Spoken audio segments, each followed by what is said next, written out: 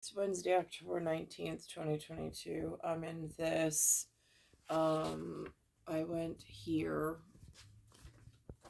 I have my results. I have my discharge papers. I have some of the blood work. So the blood, the hematological answers are whatever they are. They didn't order septic. I went through this with the doctor. He's like, no, it's not you're not having problems with respiratory, so we wouldn't do blood gas checks. And I'm like, right, but what about the buildup of lactic acid and ketones and things? And he's just like, right, no, that's like if you're having respiratory problems which you're not. I was like, right, I'm not, but I've had low iron stores before, which throws my oxygen off. Again, whatever. I'm not there to be competitive. I'm really not. And I'm just as meek and mild, or I'm just as mild as my mannerism as I am on the videos when I speak to the professionals, because I really am relying on them for answers and an interactive feature of actually helping me, rather than relying on so and so and the who's who to put things on the television that then I can reference about things I got going on that the doctor staff in the hospitals are not handling in any manner that looks like health is a priority. So I went there today. I'm having pressure inside like my bladder area and just this bleeding. I mean, like, if it's not inside of a different word, which they call menstrual cycle, then it's hemorrhaging. So um so I'm having mid-cycle hemorrhaging out of nowhere. I don't know why. So I went to the hospital because there's this bleeding. I don't know if it's coming from my bladder or if it's coming somewhere else. They figured out where it's coming from. My levels are at 13.6 out of 15, so I'm good enough. I'm out of the dangerous range of needing blood transfusion at the moment, according to the hospital papers that they gave me. Although there is a feature I found where they can alter or doctor the results. So I don't know. I'm going off of the fact that they gave me really what I'm at and they didn't change it or alter it in any manner. Um, so there's that. So they were kind enough. So one thing is, I was there for almost 6, 7 hours and there was no water. Like, I asked for water because I had to remind myself I haven't drank water. Again, I've got this weird oily menthol thing going on my tongue from breathing in the air. And I'm looking for what's causing this excessive bleed. Is it something in the ethanol, alcohol? Like, I don't know. So but it's in the breathable portion of the air. So I'm not getting answers. So I go in and the they this time they didn't leave me in the hallway, which was nice. They actually gave me a room. So I had a quiet room where I was stationed in. So I was in a room for the duration, and then people were coming in and out. Um, but I even asked for the bag of saline. The one person said, well, I think that they really want you drinking water. If you're able to eat and drink, I think they really want you drinking water. And I'm like, why? I mean, like, then why'd they put the catheter in?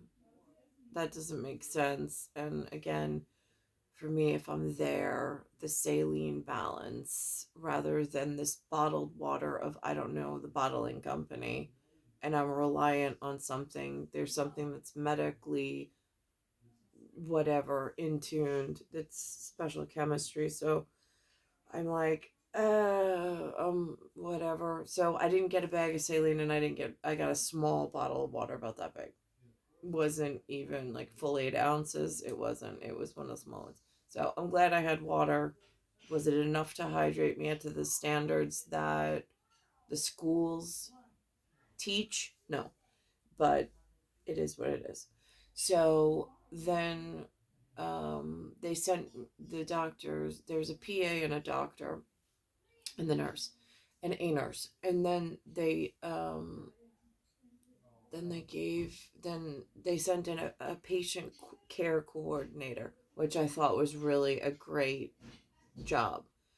But what happens is the doctor sent me away with a recommendation of following up with a gynecologist who then has to send me for a histogram, sonohistogram. And I even had this, I walked through this conversation with the nurse. I'm like, just do me a favor. I was like, while I'm here, I was like, so I don't feel crazy. I was like, here are my thoughts. I was like, because I've watched some TV. I don't watch a lot. I was like, but I see the expectation of how they theoretically are selling this hospital idea and this practice. Um, I was like, and then I get here and it doesn't function like it does on TV. It's like, I mean, it's not the same as TV. I was like, it says on the hospital as I pull up trauma, Trauma.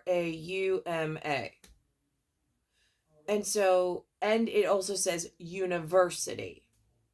So I know they get special grants, special fund. I mean, like, I don't know this for sure, but like it would be like indicative of however they're funding themselves and their research and their whatever. But it's also a public health collection agency on one hand, because you have the public who is being plagued with something. If there is dirty gasoline shipments or petros shipments, or something's being added or shipped in, or something changes, first line of defense is the medical staff, the nurses, the doctors, and they're the collection unit that I would think anybody investigating such things would go to collect evidence. So if they're not staffed properly, educated properly on what to look for, or the detective agency is not, I mean, like, there's this like weird dance, and I'm sitting there in this hospital, and I'm like, so now let me get this straight. So you have diagnostic capabilities, and you have the doctors here, and there's some teaching component by the name of a university on the outside of your hospital. Yet I come in for the proper diagnostics. I get two sonograms for two different organs today.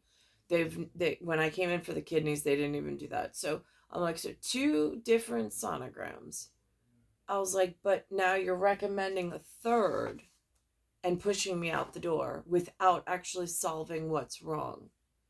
In fact, I went through it, and on here it mentioned something about a tumor marker test that could be run, but wasn't. Didn't even know that that was available. Didn't even know to ask for it. Again, like, I'm at a weird course of small study, like, but now just to protect myself, since I'm in this horrid situation with the people I have to rely on, and so late in the game, or so late in age. So I'm there. So the saline thing, the diagnosis. So luckily, like, it was nice that they gave me a patient care coordinator who's going to make the appointments, the follow appointments for me, and call me back. But what happens is it's all of these offshoots. Now I have to schedule with a doctor. They have to write the prescription for another diagnostic. I mean, like, it's just time dilation. It's just, if cancer has to be caught at the first onset, why is there not a campus, a diagnostic campus I can make an appointment with, go in, and have all of the gamut of doctors that I might need to negotiate through this health labyrinth? Why am I not assigned a team of doctors that are specialists in their own field that know what to do, or however it works outside of this one situation I'm stuck in? I'm flabbergasted that the TV puts on such high, commendable, actionable, like what it looks like in a theater, but then you get to the actual day of like the okay, show me what you got. And it's like, we'll show you the door. Makes no sense whatsoever. It's, and then like on the one hand, I'm like, got it. I've heard theoretically it's a business. Well, it's a business, but it's a very well funded business. I mean, they allow you to touch people that don't know you and that are putting their trust in you, that if they're in some form of health crisis, that you having the white coat, the opportunity, the money, the place to organize yourselves, that you're actually going to put their care at top priority of being medical detectives and figuring out what's wrong with them. What I don't understand is I don't see medical detectives. I don't. I see some poorly trained staff by some pharmaceutical standard, perhaps with some oil money, and I really don't see medical detectives and like the super sleuths of like there's another show that used to be on that I really didn't watch, but I caught the TV Land producers like pilot sell on it, which is like House. I get that. Again, that's part of the standard I thought that they were teaching in these schools rather than a vocabulary list and like everybody just scatters and hides in different corners. I mean, it's really frightening that to see it in action in New York. Now, listen, I live here. The people that are covered by this hospital are like my neighbors and whatever. And even though the landscape is changing, there is still this. And even though I've been hurt here by a lot of different processes, I still am doing the church of, I'm looking for God, family, and country thing in everything that I do. And quite frankly, right now, I feel like I'm at the losing end of some shift, whether it be in power, whether it be in, I don't know if it's global ops, regional, territorial, local, I'm not quite sure. And I don't know what it said the driving force of it, but I see the detriment. That's one guy while I was in there, they were talking and they were like, well, what goes up must come down. I'm like, no, no, that is not the attitude in this facility you want to have, buddy boy. Mm-mm. I just sat there quietly though. I'm like, right. And then I went outside when I was leaving, and a bunch of the security guards were like, can you imagine FBI most wanted list for like DVR? I'm sitting there. I'm just like, now what does that mean? Is that what I think it means? Because like they weren't talking to me directly, but it was like this shroud of whatever.